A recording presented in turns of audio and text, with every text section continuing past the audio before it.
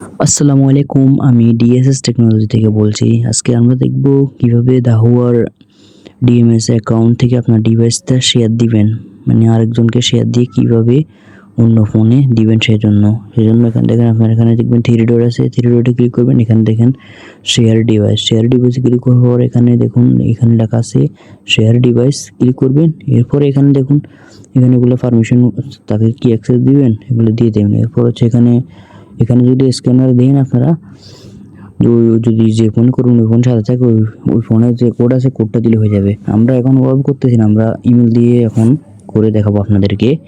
আমি এখন ওই ইমেলটা এখন টাইপ করতেছি, এখন আমার ইমেলটা দিলাম, এরপর এখানে শেয়ার দিলাম, এরপর এখানে এবার আপনারা ওকে দিবেন।